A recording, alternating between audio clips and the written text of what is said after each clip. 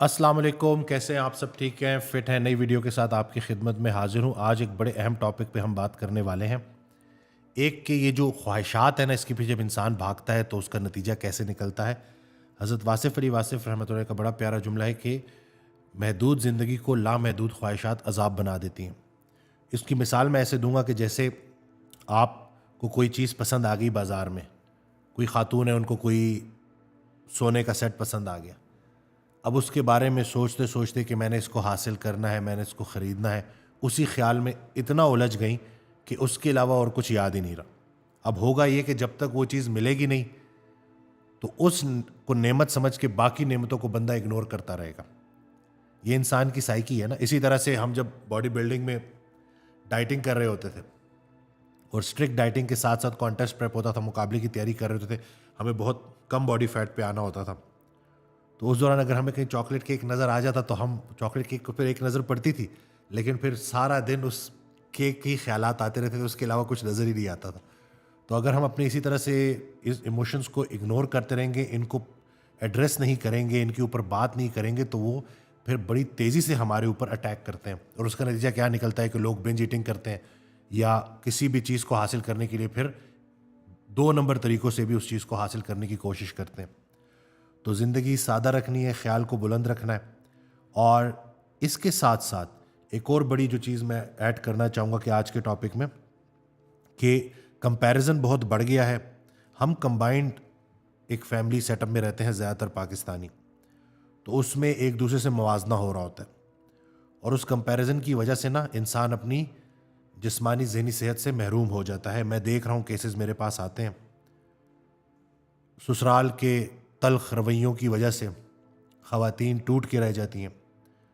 80% auto immune بیماریاں خواتین میں ہیں، اور اس کی وجہ یہی بتائی جاتی ہے کہ یہ دوسروں کی خدمت تو کرتی ہیں، اپنا خیال نہیں رکھتی۔ ان کی مثال ایک ایسے انسان کی ہے کہ جب بھی یہ شیشے میں کھڑی ہوتی ہیں تو شیشے میں ان کو لوگوں کے تلخ رویے، نفرتوں کی وجہ سے ان لوگوں کے برے برے چہرے نظر آتے ہیں، اپنا چہرہ نظر نہیں آتا، اور ماضی کے پچھتاوے نظر آتے ہیں۔ اس کی وجہ سے شیشے میں وہ جو دیکھ پا رہے ہوتے ہیں اپنے علاوہ باقی تمام برے مناظر، تو اس کا نتیجہ یہ نکلتا ہے کہ وہ لوگ اپنی مستقبل سے نا امید ہو جاتے ہیں۔ حالانکہ شیشے کا کام تھا آپ کی اصلاح کرنا، جو بال جہاں سے بکھرے ہوئے ہیں ان کو سیٹ کرنا، آپ کے اندر جو کمیاں ہیں ان کو پورا کرنا، جو پرسنالٹی کے اندر جو کمیاں، تو نہیں کہ جو انسان ایسے برے لوگوں کے برے رویوں کی وجہ سے آئینے میں انہی کا عکس دیکھے گا اور نیگیٹیوٹی کے اندر رہے گا، وہ اپنی اصلاح چھوڑ جاتا ہے، اور پیدا ہونے سے ہوش سنبھالنے سے قبر تک اصلاح کا عمل نہیں رکنا چاہیے۔ کوئی انسان نہیں کہہ سکتا کہ وہ پرفیکٹ ہے۔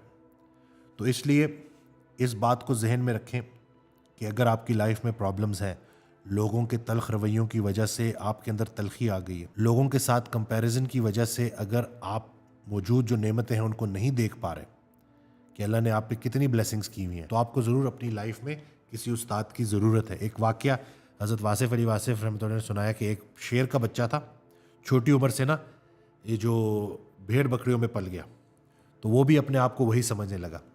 تو ایک دن ایک گرو شیر جا رہا، تو اس نے جب دیکھا کہ یہ تو اپنا بچہ ہے، ان کے ساتھ کیا کر رہا ہے، کھیل کود کر رہا ہے، تو اس کو لے گیا اور تالاب میں اس کو اس کا عکس دکھایا۔ پھر اس کو ریئلائز ہوا کہ بھائی اصل میں تو میں کچھ اور ہوں۔ تو انسان کی پیدائش کا کل مقصد اس کو اپنے ٹرو پوٹینشیل کو پہچاننا اور اس تک پہنچنا ہے کہ اللہ تعالیٰ نے کس مقصد کے لیے پیدا کیا اور میرا ایکچوئل ٹرو پوٹینشیل کیا ہے۔